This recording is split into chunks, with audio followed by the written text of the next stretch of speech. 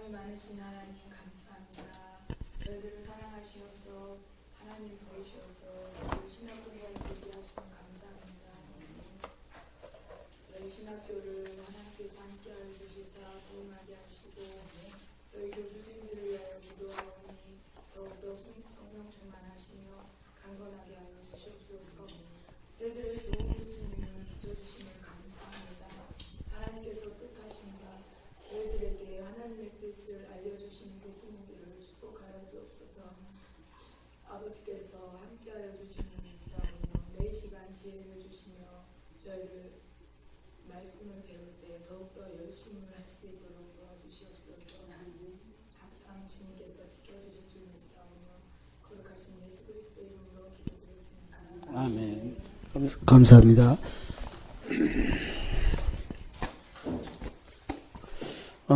지난번에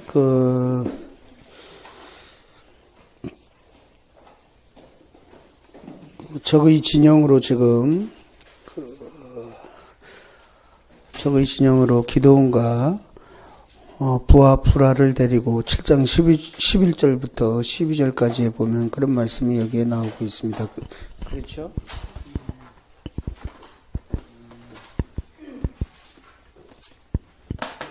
그런 말씀이 나오고 있고요. 7장 12절부터 11절, 12절. 그런데 이제 그때 두 사람이 이야기하는 꿈의 이야기를 듣는 순간에 이제 됐다 이런 생각이 드는 거죠. 됐다 하는 생각이 듭니다.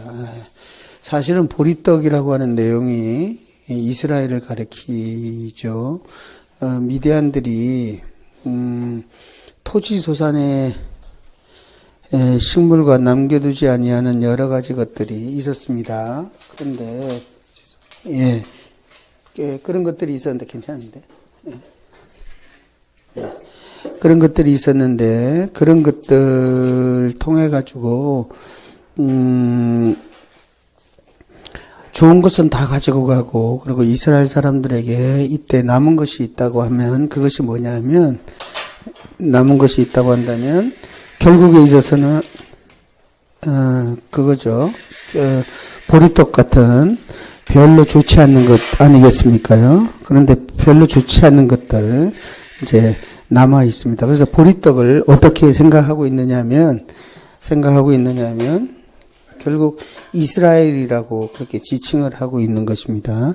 이스라엘이라고 지칭하고 있는 이 여기에 대하여서 이제 결국에 있어서는 그 사람들이 꿈을 11절부터 12절까지 이렇게 꾸고 있는데 거기에 나오는 보리떡은 이스라엘을 지칭한다 이렇게 보는 것이 가할 것 같고요. 예, 그렇습니다. 기도는 지금 하나님의 손에 달려 있구나 하는 것을 알게 되었습니다. 그래서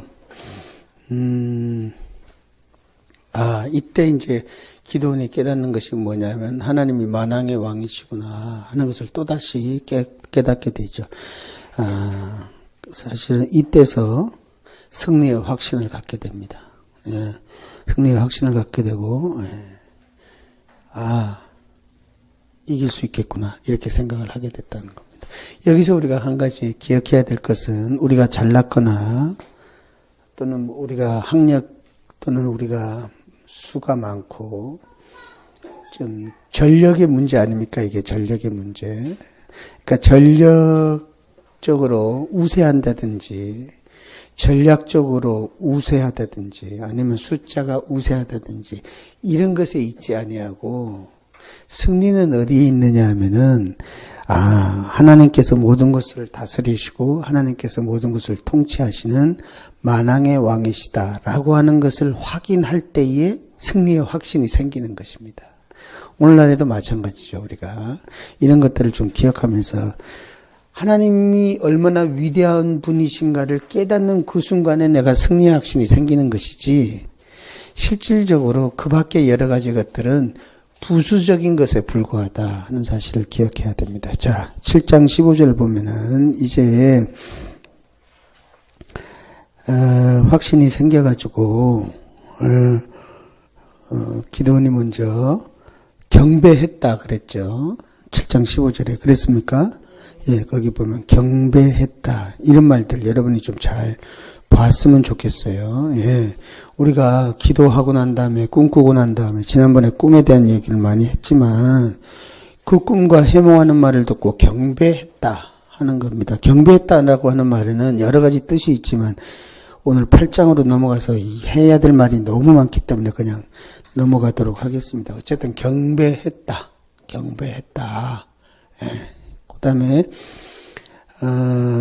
기도는 진짜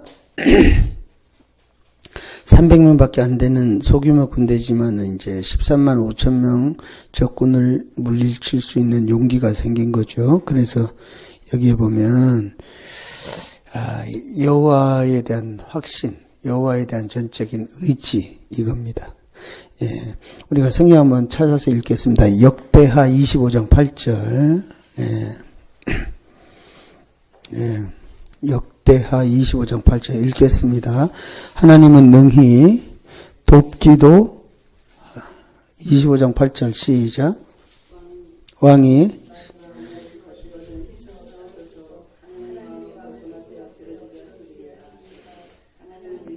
하시고 능히 패하게도 하시나이다. 여기 이 내용이 무슨 내용입니까? 하나님의 사람이 유다 왕국의 아마샤 왕에게 군대의 수를 줄이라 그렇게 이야기를 하죠. 그렇게 요구합니다. 예. 하나님이 인정하시지 않는 에브라임 사람을 돌려보내십시오. 그렇게 이야기를 하는 것이죠. 그렇게 이야기하면서 하는 말이 하나님의 사람이 이 말입니다. 하나님은 능히 돕기도 하시고 능히 패하게도 하시나이다. 그러니까 우리가 이기는 것은 승리는 어디에 있느냐? 하나님 확신에 있는 겁니다. 하나님 확신에. 예, 하나님 확신에 있는 겁니다. 예. 우리가 역대하 또 하나 읽어보죠. 16장 9절. 예, 16장 9절. 여호와의 눈은 시작. 여호와의 눈은 온 땅을 두루 감찰하사 전심으로 자기에게 저를 능력을 베푸시나니. 예. 아사왕에게 이 말도 하나님 앞에 의존할 때 이제 승리할 수 있다 하는 그런 내용 아니겠습니까? 여호와에 대한 확신이 굉장히 중요한 거죠. 예. 예. 이제 300명 병사에게 외칩니다. 15절에 보니까 뭐라고 외치냐면 일어나라 여호와께서 미디안 군대를 너희 손에 뭐예요? 붙였다. 예. 일어나라 라고 이야기할 때까지 기도는 상당히 많은 우여곡절을 겪은 것 같습니다. 그죠? 예, 엄청나게 우리가 지금 계속 보고 있는 내용입니다. 엄청나게 우여곡절을 겪었지만 결국은 해피엔딩으로 끝나는 것 같습니다. 여기까지는. 그렇지 않습니까? 일어나라 하는 것은 하나님에 대한 확신이 생기기 때문에 이렇게 자신 있게 외칠 수 있었던 겁니다. 그 우여곡절이라는 게 뭡니까? 시험과 훈련입니다. 그죠? 시험과 여러 차례의 시험, 여러 차례의 훈련을 거쳐서 기드온은 어떻게 되는 겁니까? 확신에 찬 인물이 되는 겁니다. 확신에 찬 인물이. 참다운 지도자는 어떻게 해서 이루어지느냐? 여러분, 자기 암시 때문에 이루어지는 것이 아닙니다. 자기 암시라는 것이 뭡니까? 자기가 스스로 되뇌이는 것입니다. 어떻게 해요? 나는 할 수 있다. 할 수 있다 하시니까 그러면서 자기가 스스로 하면 된다라고 하는 적극적 사고 방식으로 자꾸만 자기 자신을 쇠뇌시킨다고 해가지고 참다운 지도자가 되는 것이 아니다 하는 그런 말이에요. 네. 여기서 보면은 우리가 한국교회에서 우리가 배워야 될, 또 저나 여러분이 배워야 될 것이라고 생각하는데, 그것이 뭐냐면, 참으로 이 시대에 요구하는 리더십이 뭐냐면, 하나님의 능력을 확신하는 거예요. 하나님의 능력을 확신하는 사람이 참다운 리더십을 가지는 사람입니다. 내 스스로가, 나는 어디서 무엇을 하면 돼. 나는 할 수 있는 능력의 소유자야. 이것 가지고는 안 된다는 얘기입니다. 이것 가지고는 안 되고요. 그래야 또 온전히 헌신된 지도력의 사람이 될 수가 있고 그렇다 하는 사실입니다. 예. 여러분, 우리가 지금 이 시대에서 하나님의 나라를 위해서 일할 때 조직도 짜야 되고, 세도 필요하고, 또 이렇게 전략도 있어야 되고, 다른 말로 하면 겉모술수도 좀 있어야 되고, 이러는 것 같습니다만은, 예, 그것 가지고는 거룩한 전쟁을 치러낼 수가 없는 겁니다. 다시 말하면, 봉주와 봉신의 관계에 있는 이 사사기의 표현대로 하면은, 하나님의 전쟁을 할 수가 없는 겁니다. 조직, 세 가지고 되지 않은 겁니다. 조직과 세가 아니라 성경은 우리에게 뭐라고 얘기하냐면, 물론 이 시대에 조직도 필요하고 세도 필요하고 전략도 필요하고 그 전략이라고 일컬어지는 겉모술수도 필요하지만, 그러나 그보다 앞서 갖춰야 될 지도자의 자질이 있다고 한다면 뭐냐면, 하나님에 대한, 여호와에 대한 확신과 여호와의 능력에 대한 헌신이 필요하단 말이에요. 헌신이. 예. 이것 없이는 여호와의 전쟁에서 승리하지 못함을 우리에게 가르쳐주고 있습니다. 명백하게. 예? 여러분 아시지만 우리가 기드온은 어떤 사람이었습니까? 다시 되뇌이지 않아도 여러분이 잘 아실 거라고 생각합니다. 어떤 사람이에요? 아주 주저주저하는 사람이었어요. 쭈뼛쭈뼛하는 사람이에요. 자신 없는 사람이었습니다.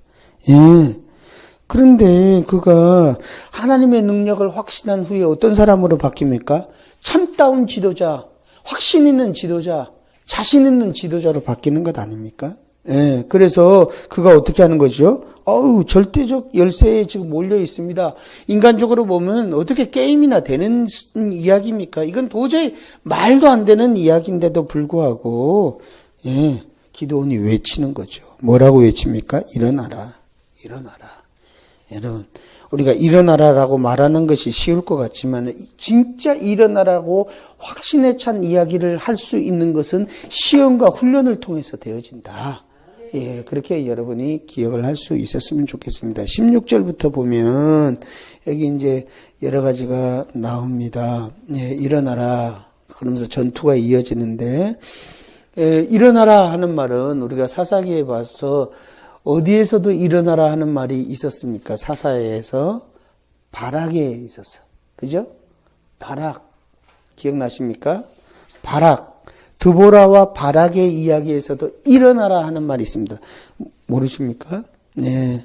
일어나라 이는 여호와께서 시스라를 내 손에 붙이신 날이라. 이런 말씀이. 그때 일어나라. 그렇게 얘기하잖아요.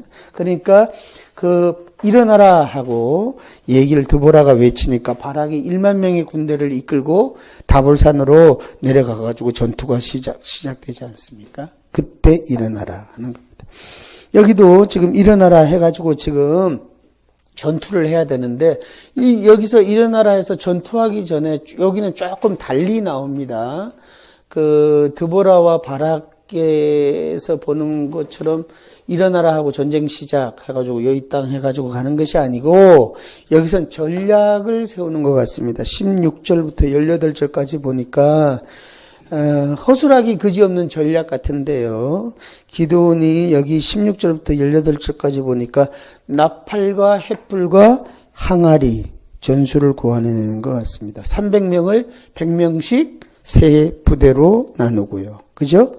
근데 이게 고대 근동 아시아의 전통적인 전략 전술이었습니다. 전쟁할 때. 예. 지금은 이게 우스운 거지만 당시에 고대 근동 아시아에서 나라와 나라가 싸움을 할 때는 아주 기본적인 전략이었다. 세계로. 예. 사무엘하 한번 읽어보세요. 사무엘하 18장 2절. 예. 사무엘하 18장 2절. 시작. 사무엘하 18장 2절입니다.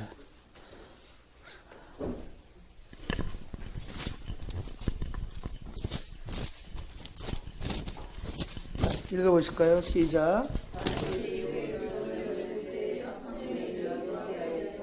3번째 일은 수레아의 아들 요압의 동생 아비새 이수아에 붙이고 3번째 일은 가드 사람 이때 이수아에 붙이고 백성에게 나도 반드시 너희와 함께. 이때도 3분의 1씩 하죠. 세 부대로 나누잖아요. 그죠? 고대 근동 아시아의 전쟁의 기본 전술입니다. 기본 전술이 이렇다. 그리고는 여기에 보면 다시 본문으로 돌아오면 7장 16절에 병사들 한 사람 한 사람마다 나팔 빈 항아리 들게 했고, 항아리 속에 뭐예요? 횃불 감추게 했고요. 예, 그래서 일시의 신호에 맞춰서 나팔을 불면서 항아리를 어떻게 합니까? 깨고 여호와를 위하여 기도원을 위하라. 이렇게 함성을 어떻게 하죠? 질러요. 예. 아이들 장난 같죠? 그죠? 예, 이거 아이들 장난 같고요. 그렇습니다. 그런데 사사시대에는 전쟁을 할 때마다 어떤 전략을 쓰느냐 하면, 큰 전쟁 전략을 쓰는 것이 아니고, 기본적으로 이렇게 사람을 세 군데로 나눈다든지, 이 정도로 하고, 그 다음에 주로 쓰는 전술이 뭐냐 하면, 기습 공격입니다. 기습 공격. 그리고 공포감 조성. 이거예요. 이스라엘 입장에서 보면. 뭐라고요? 기습 공격과 공포감 조성. 이게 현대에서는 맞습니까? 이거 뭐 별것 아닌 것 같은데요. 예. 지금 미디안 병사들이 자기들끼리 이야기하는 얘기를 들었는데 그 이야기를 듣는 그 내용을 한마디로 요약하면 뭡니까? 두려움이 싹튼 것 아닙니까? 그죠? 미디안 병사들 얘기하는 거. 불화랑 가서 듣잖아요, 지금. 근데 그게 두려움이 싹트는 내용 아닙니까? 두려워 쩔쩔매고 있는 겁니다. 두려워 쩔쩔매고 있는. 그런데 거기에 갑자기 나팔 소리가 들리고 횃불이 들려지고 그리고 항아리가 깨지는 소리가 들려지고, 예. 원래 이것은 이스라엘 백성들이 거룩한 전쟁 때 늘 쓰던 방식 중에 하나예요. 방식 중에 하나입니다. 예. 자, 다시 한번 여호수아 2장 11절 말씀 한번 찾아보겠습니다. 여호수아 2장. 자, 시작. 우리가 듣자 곧 마음이 녹았고 너희의 연고로 사람이 정신을 잃었나니 너희 하나님 여호와는 상천하지 하나님이 신이라. 예. 여리고성의 라합이 두 정탐꾼을 숨겨준 것은 이스라엘의 군사적 우월함 때문에 그런 겁니까? 아니잖아요. 여기 보면, 예, 정신을 잃었다. 사람이 정신을 잃었다. 우리가 듣자 곧 마음이 녹았고 너희 연고로 뭐 이렇게 하는 걸 보면 이스라엘의 전략적인 방법은, 거룩한 전쟁의 전략적 방법은 뭐냐? 기습 공격과 공포감을 조성하는 겁니다. 예. 지금 그런 것들이 있는 거예요, 사실은. 예. 여호와께서 이스라엘 백성들을 행하신 일 가운데 거룩한 전쟁을 하여서 너희는 나만 따라와라, 나만 믿어라 그런 거 아닙니까? 지난주에 제가 얘기했잖아요. 나 믿고 따라와. 너희가 전쟁하는 것이 아니라 내가 나가서 전쟁해. 그거 아닙니까? 나가서 전쟁하는 하나님의 방법이 뭡니까? 이 두 가지 방법 가운데 하나인 것 같아요. 공포감 조성. 무섭게 만드는 거예요. 어떻게 무섭게 만드는지 모르지만 하나님께서 그렇게 만드시는 것 같아요. 예, 그래서 하나님이 그 상대편 적들이라 그래야 되죠. 이스라엘의 적들의 마음에 공포감을 심어 놓는 거죠. 두려움을 심어 놓는 거예요. 예. 자, 여기서 우리가 좀 하나 기억하고 넘어갔으면 좋겠습니다. 오늘날 어떤가 하는 거죠. 오늘날. 그리스도가 우리를 위해서 행하시는 모습을 보면서 주변에 넌크리스찬들이 우리를 보고 두려워하는가 하는 겁니다. 여기 있는 말씀 가지고 이렇게 적용을 한번 해보는 게 좋겠어요. 아니면 우리의 행동을 보고 넌크리스찬들이 대수롭지 않게 생각하는가 이겁니다. 내가 예수 믿잖아요. 예수 믿는다고 하잖아요. 늘 교회 나가잖아요. 근데 주님의 큰 일을 행하고 또 주님의 큰 역사를 내가 한 모퉁이라도 감당하기 위해서 하는데 그 일을 하는 나를 바라보면서 하나님에 대한 경외심을 갖는가? 아니면 우리의 모습을 보고 오히려 경멸하는가 하는 말입니다. 어제 MB가 이제 했어요. 그런 말 안 했으면 좋겠는데 오늘 개중에는 그런 말이 많이 나와요. MB가 장로님이었다고. 그리고 거기도 또 대한민국을 위해서 기도하시겠다고 제일 마지막에 했습니다. 주진우 기자라는 사람이 있습니다. 아시죠, 여러분? 주진우 기자가 이것을 처음으로 계속적으로 봤던 거 아닙니까? 주진우 기자가 오늘 그 페이스북에다 그렇게 해놨습니다. 뭐라고 해놨냐면, MB 각하 감옥에 들어가셔서 돈만 너무 믿지 말고 진짜로 하나님을 믿고 기도하세요. 이렇게 했었어요. 주진우 기자. 그거 보고 아주 마음이 아프고 피가 거꾸로 쏟았는데, 사실은 수십 년 전만 하더라도 우리가 그리스도인들은 무언가 달라도 다르다는 평가를 들었고요. 우리가 경제적으로 좀 가난하고 좀 배운 것이 학습적으로 좀 부족하고 또 우리가 조직적으로 좀 못하고 사회적으로 낮은 신분이었지만 오히려 도덕적으로는 건전하고 영적으로는 아주 강건하고 그리고 올곧게 가고 그랬습니다.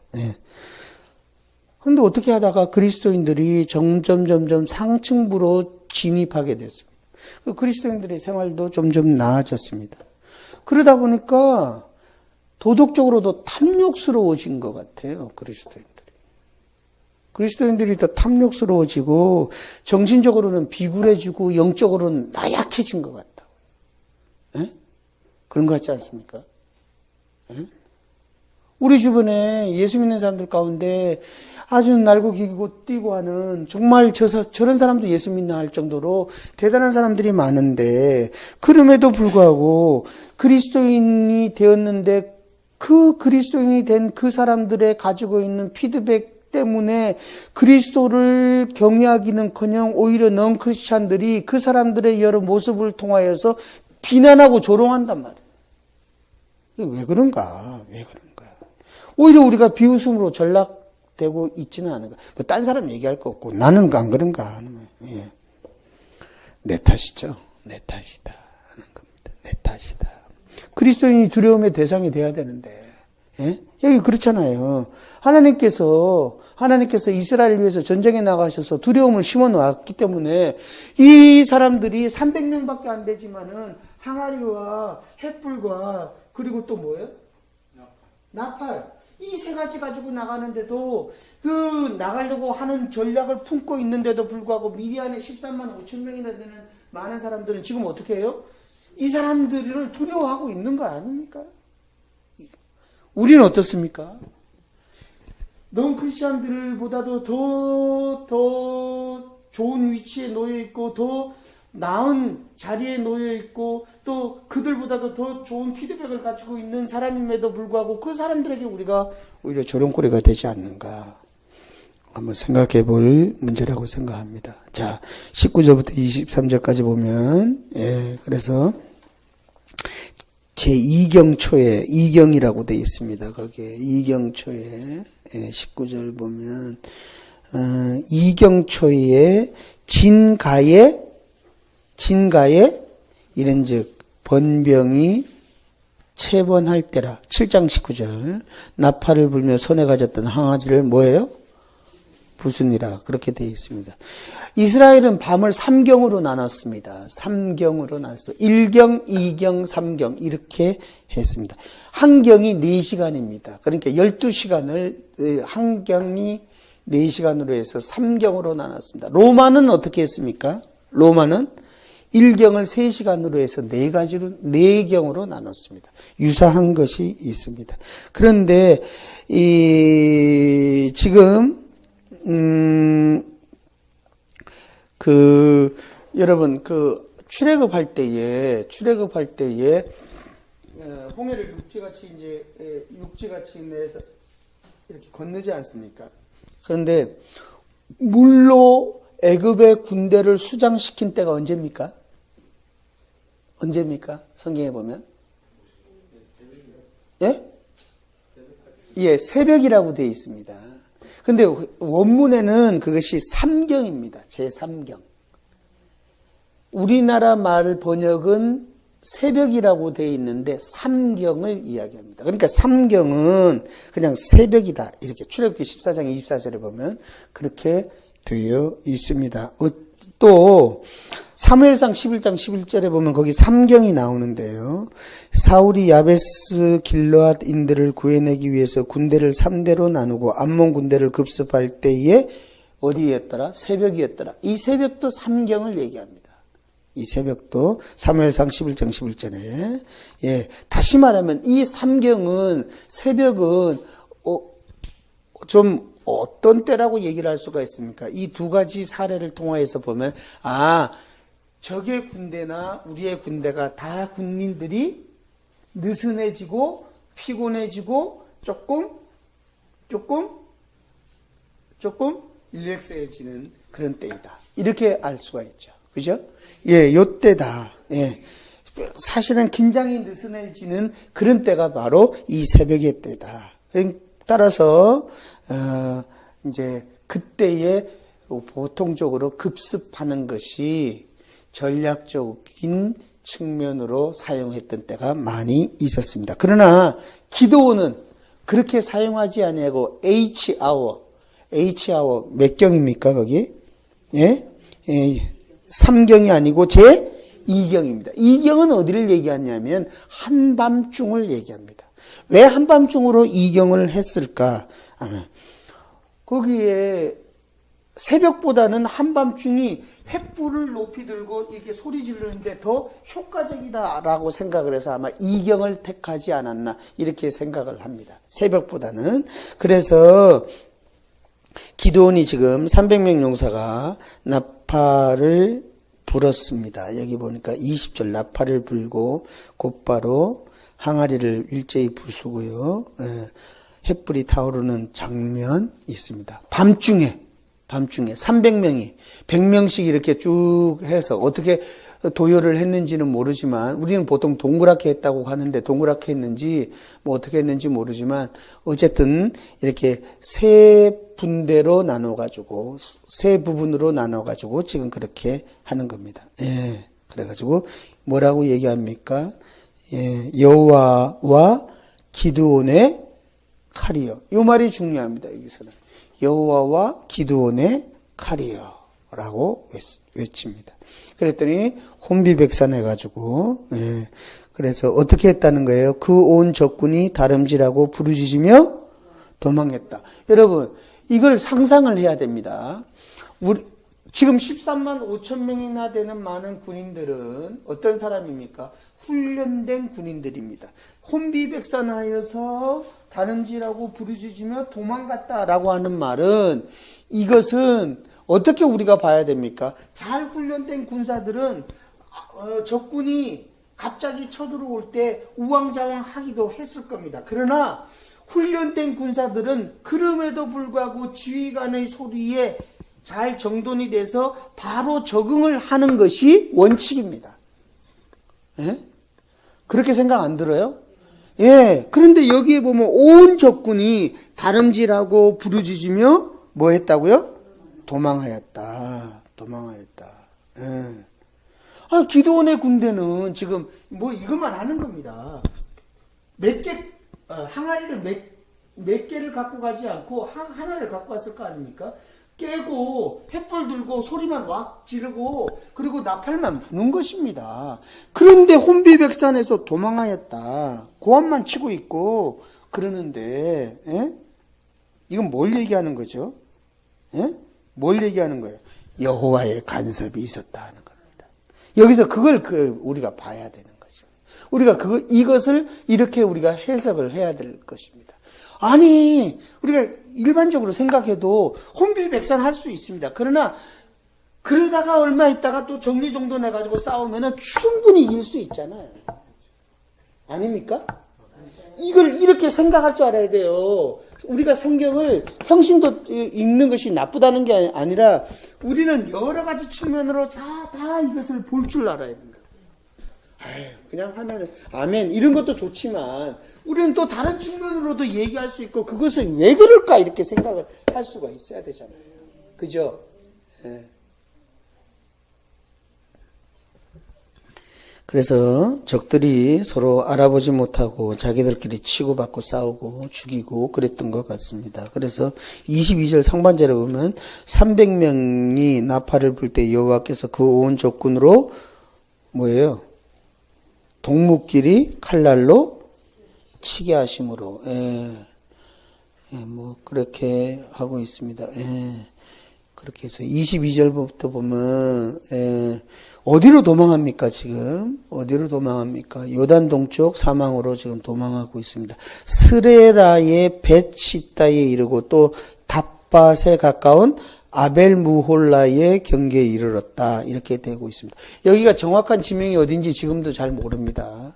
여러분 다 주석 찾아보시면 잘 모른다고 나옵니다. 지금. 그럼에도 불구하고 요단강 근처에 아주 주요한 요충지인 것만은 사실인 것 같습니다. 이 지역들이요.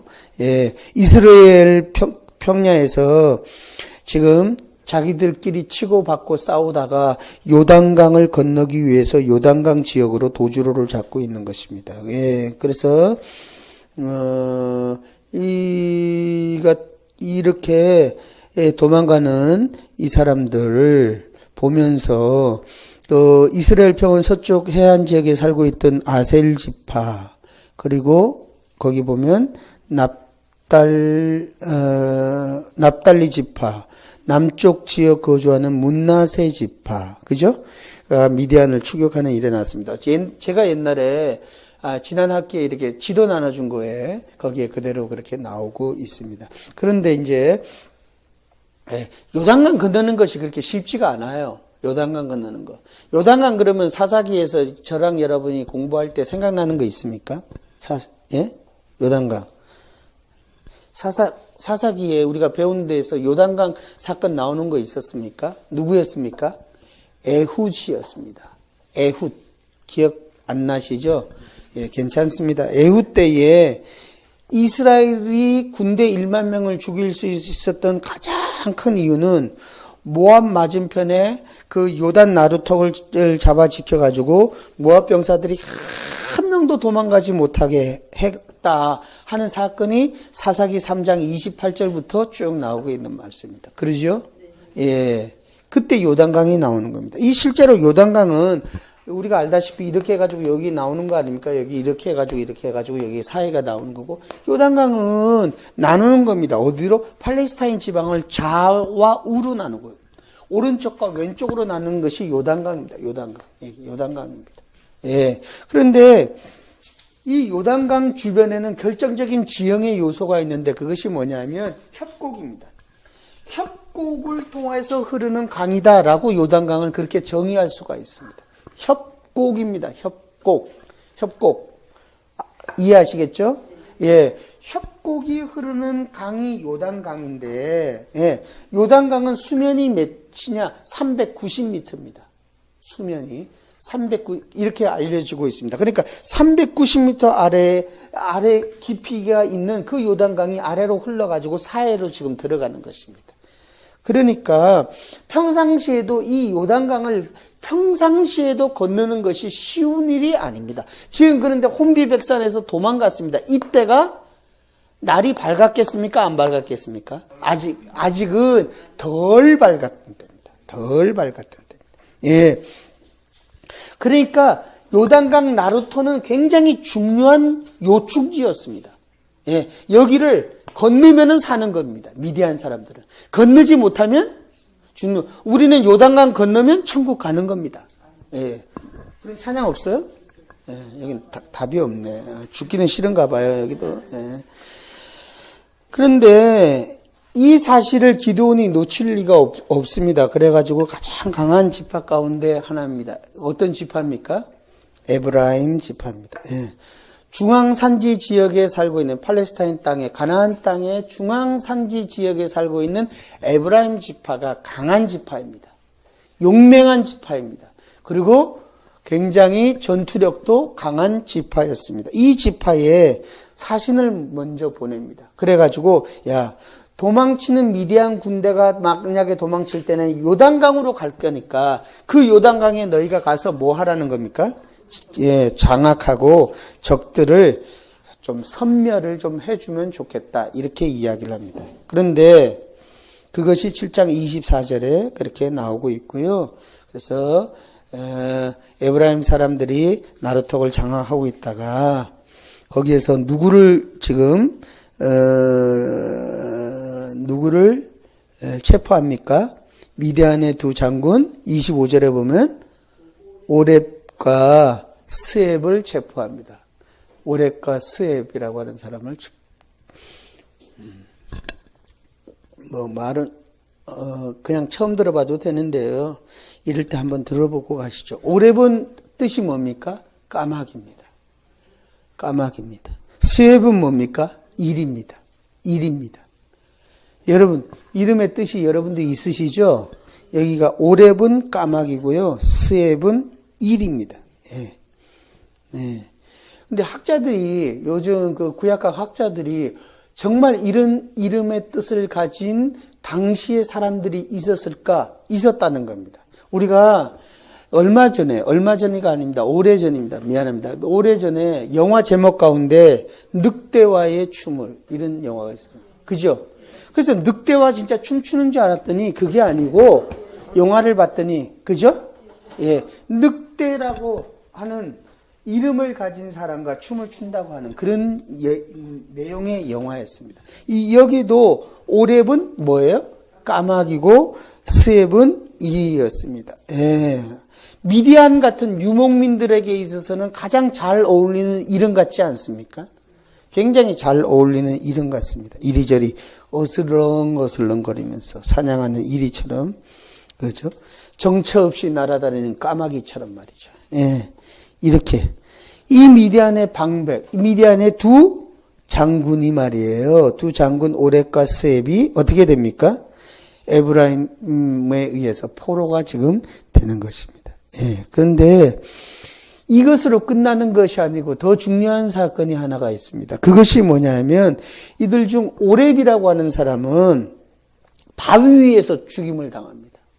바위 위에서 죽임을 당해. 스웹은 포도주 틀에서 살해를 당하였습니다. 그래서 바위를 오렙 바위, 그리고 포도주 틀을 스웹 포도주 틀, 이렇게 지명을 얻었습니다. 자, 한번 이사야서 10장 26절 보겠습니다. 이사야서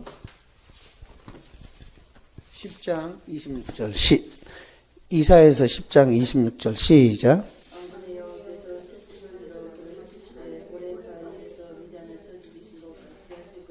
예, 오렙 바위에서, 오렙 반석에서 미디안 사람을 쳐 죽이신 것 같이. 여기 오렙 바위가 여기서 나온 얘기입니다. 예. 지금 그 이사야 선지자가 10장 26절에 한 말씀은 뭐냐면, 장차 여호와께서 아수르를 채찍을 들어 치실 때에 이렇게 하겠다는 말 아닙니까? 그것이 뭐냐면 오렙 반석에서 미디안 사람을 쳐 죽이신 것 같이 하실 것이다 라고 선언할 정도로 이 오렙 바위가 유명해진 것입니다. 예. 한때 까마귀라고 하면, 일이라고 하면은 우는 아이도 울음을 멈추게 할 정도의 장군들이었지만 그 최후가 어떻게 됩니까? 여호와의 군대 앞에서 아무것도 아니었습니다. 예. 예. 그러니까 우리가 여기서 알아야 될 것이 있다면 뭡니까? 내가 여호와의 군대가 되는 것입니다. 예? 미디안의 군대 장관 되면 뭐합니까? 예? 여호와께서 함께하지 아니하면 그 장군이면 뭐합니까? 오랫바위가 되고 포도주 틀이 되는데, 그죠? 예, 예, 그렇게 된다 하는 사실입니다. 지금 다 했습니까? 그러면 뭐 얘기가 없어. 다 했습니까? 예, 제가 지난주에 7장을 다 못해가지고 지금 이렇게 했습니다. 오늘 8장을 해야 되는데 8장이 너무 많습니다. 해야 될 말이 너무 많고 그래서 이걸 어떻게 해야 될까 지금 고민이 많은데, 어쨌든 오늘은 굉장히 중요한 얘기를 좀 하면서 해야 될 것 같습니다. 만약에 오늘 다 못하면 다음 주에 좀 하면서 또 9장을 나가도록 그렇게 하겠습니다. 그래서 다음 주에는 9장, 10장을 같이 나가고 이렇게 한번 해보도록 할 텐데요. 오늘 굉장히 중요한 것이 많아서 8장이 좀 그러네요. 8장이 좀 그렇다 하는 말씀을 좀 드립니다. 자, 8장 1절을 한번 읽어보겠습니다. 자, 힘있게 시작.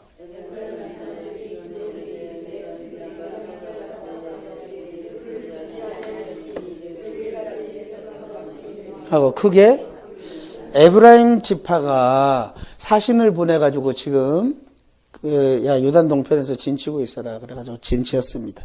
그래서 미디안 방백인 스웹과 오렙 체포하는 전공을 세웠습니다. 그래서 뭐 고대 근동아시아의 그 전쟁 관습에 따라서 전쟁하는 그 전쟁 풍습에 따라서 에브라임 지파가 오레카 스웹을 죽였습니다. 예. 그래. 적장들의 머리를 가지고 오는 겁니다. 적장들의 머리를 옛날엔 죽여서 죽이는 겁니다. 적장들의 머리를 가지고 오는 겁니다. 그래서 지금 24절 25절 보면 이 에브라임 사람들이 오레카 스웹의 머리를 가지고 요단 저편에서 기드온에게 나왔다. 뭐 그런 말이 있습니다. 그런데 의기양양하게 나왔을 거 아니에요. 우리가 잡았다. 그죠? 네. 여러분, 근데 가만히 생각해 보세요. 에브라임 지파가 오렙과 스웹의 머리를 지금 가지고 와서 의기양양 할 수 있습니까? 이겁니다. 할 수 있습니까, 여기서? 지금 그렇게 하는 겁니다. 24절, 25절에 요단 저편에서 기드온에게 나와가지고 24절, 25절에 그렇게 해가지고 8장 1절에 보면은 야 하면서 이렇게 얘기합니다. 따지고 드는 겁니다, 지금. 예? 예. 이렇게 얘기할 수 있는 겁니까? 만약에 이렇게 얘기할 수 없다고 한다면 왜 없는 겁니까? 네? 왜 없는 겁니까? 예, 그런 것도 있죠. 예. 하나님이 이기게 해주셨는데. 또요.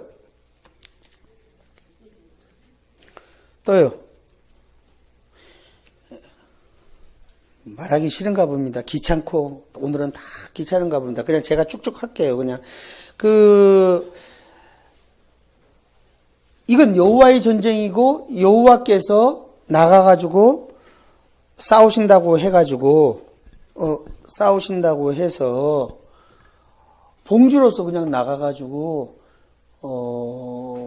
이스라엘의 군대가 이긴 것입니다. 예. 다시 말하면 자기들끼리 격파돼가지고, 이제 패잔병이 돼가지고 요단강 쪽으로 지금 도망가는 것 아닙니까? 그러니까 힘이 다 빠진 거 아닙니까? 그럼 장로님 말씀대로, 하나님께서 다 하신 것인데, 예.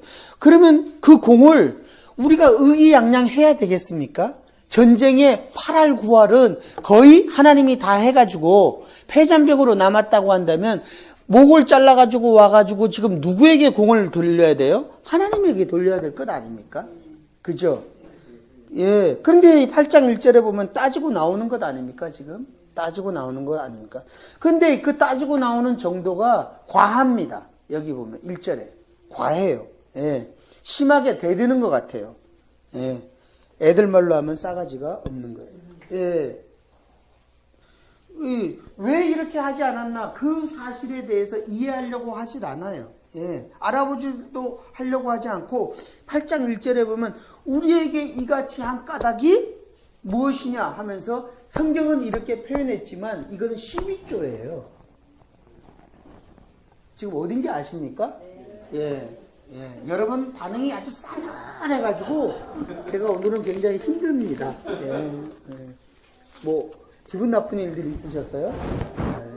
식사 좀 하고 하세요. 예? 오늘 잔치했으니까 식사 좀 하고. 짜장면 얻어먹어서.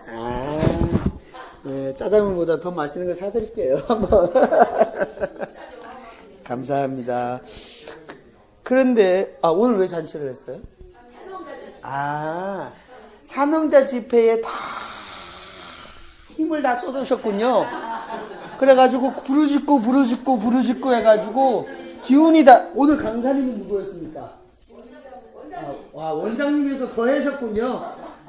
그래가지고 그냥 완전히 죽여놨군요, 여러분. 그냥. 그러니까 여러분이 이렇게 힘이 없으시네. 이게 셋째 주에 하는 겁니까? 셋째 주는 제가 각오하고 오겠습니다, 앞으로. 이야. 여기 12조로 달려드는 것 아닙니까? 12조로. 세부적인 세계 항해할 때 예. 그런데 따져보세요. 생각해 보시면 우리에게 이같이 한 까닭이 왜 그랬냐? 미리 연락하지 않고 나중에 연락하는 것이 너 우리 지파에게 감정 있느냐 하는 것입니다, 지금 이게. 예? 근데 생각해 보세요. 지금 사람 뽑는 데 있어서 기드온의 권한이 있었습니까? 없었습니까? 없었어요. 300명을 뽑았는데 그 뽑은 것도 기드온이 뽑은 게 아니에요. 하나님이 방법을 제시하고 그렇게 하는 사람, 그런 사람만 뽑으라고 그 모델, 다시 말하면 모델 방법을 제시해 주시잖아요. 그래서 그렇게 해가지고 그 속가내가지고 어떻게 된 거예요? 300명을 뽑은 거예요. 그죠? 여호와께서 시험을 통해서 300명을 선별하고 그들을 데리고 전쟁에 나가라고 한 거예요. 그러니까 거기서 기드온이 아니에요. 에브라임 지파가 굉장히 용맹스러워요. 이 지파 데리고 나가면 우리가 이길 거예요. 라고 할 수도 없었을 뿐만 아니라 만약에 그랬으면 이건 이기는 거예요? 지기는 거예요? 지는 거예요. 그런데 에브라임 지파는 항상 대우받으려고 하는 경향이 있었던 것 같습니다. 예, 좀 그런 것이 있었습니다. 예, 그 전쟁 말미에 참여를 하고 패잔병이었지만 적장 2명을 어떻게 해요? 지금 목을 잘라가지고 갖고 오니까 더 큰 전과를 올렸다 이렇게 생각하면서 소위 요즘 말로 하면 왕자병에 걸린 것입니다. 왕자병에 걸린 것입니다. 예. 그런데 이게 왕자병도요, 이제 그냥 한번 해주면 애교로 봐주는데 이 에브라임 지파는 중증이었던 것 같습니다. 왕자병의 중증이었던 것 같습니다. 예. 그래서 여기서 에브라임 지파의 문제는 뭡니까? 7년 동안 미디안이 이스라엘을 학대할 때 그 용맹스러움은 어디에 있었습니까? 미디안이 계속 7년 동안 학대를 했고 약탈을 하고 그랬잖아요. 다 잊어버린 거예요? 7년 동안 학대할 때 에브라임 얘기가 나오지는 않아요. 또 더 나아가서는 기드온이 말이에요. 기드온이 자기 집 뒤에 있는 신상 없애고 불태우고 그럴 때 에브라임 지파 나오지도 않아요. 네? 정작 의를 내고 용기를 내고 하나님의 일을 해야 되고 뭐 하나님의 큰 역사를 할 때 같이 협력해서 해야 될 때는 가만히 있다가 패잔병 뭐 몇 명 잡고 뭐 그랬다고 해가지고 마침내 드디어 뭐 말할 기회가 왔구나라고 생각하고 의시되면서 정말 떵떵거리는 이 모습이 바로 왕자병이라는 말입니다. 왕자병. 우리 주변에도 이런 사람 많습니다. 예. 그래서 8장 2절에 보면은 그런 말씀이 있습니다. 예. 지금 기드온이 그렇게 얘기합니다. 기드온이. 예. 우리도 그런 사람들 많습니다. 아주 뭐 힘들 때는 가만히 있다가 이제 잘 되면 그 다음부터 뭐 어쩌고 저쩌고 하면서 지혜와 겸손의 말이 필요한 시대가 되었습니다. 예, 그런데 4절부터 보면 그 기드온과 그 쫓은 자 300명이 요단에 이르렀다. 그렇게 되어 있습니다. 이제 여기서 끝난 줄 알았는데 3절까지 해서 다 끝난 줄 알았는데 끝난 것이 아니었습니다. 끝난 것이 아닌 거예요. 그리고 4절부터 다시 제2막이 시작이 되는 것입니다. 8장 4절부터 기드온의 제2막이 시작됩니다. 예, 시작됩니다. 그래서 우리가 기드온의 지금 이제 다른 모습을 8장 4절부터 8장 마지막 절까지 볼 수 있을 텐데요. 여기는 한 5분 쉬었다가 하도록 그렇게 하겠습니다.